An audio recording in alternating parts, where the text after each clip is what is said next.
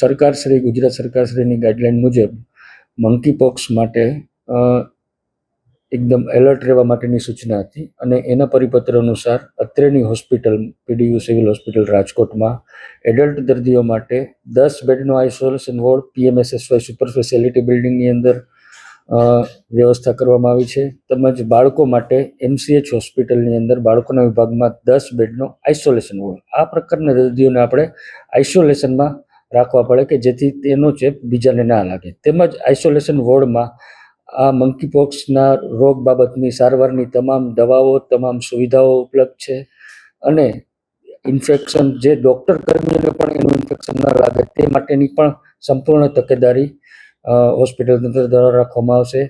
એક વસ્તુ બીજી, ગાઈડલાઇન મુજબ અમદાવાદ સિવિલ હોસ્પિટલને બેઝ હોસ્પિટલ બનાવવામાં આવેલી છે અને ત્યાં જ એની સેન્ટ્રલ લેબોરેટરીની બી સ્થાપના કરવામાં આવી છે અને અત્રેના સસ્પેક્ટેડ કેસના લેબોરેટરી સેમ્પલ અમદાવાદ ખાતે મોકલી અને કન્ફર્મ કરવા માટે મોકલવામાં આવશે. અત્યાર સુધીની આ પ્રકારની ગાઈડલાઇન છે. વખતો વખત આગળ જતા જે કંઈ નવી ગાઈડલાઇન આવશે એ પ્રમાણે હોસ્પિટલ દ્વારા ત્વરિત કાર્યવાહી કરવામાં આવશે. અત્યારે કોઈ કેસ નથી.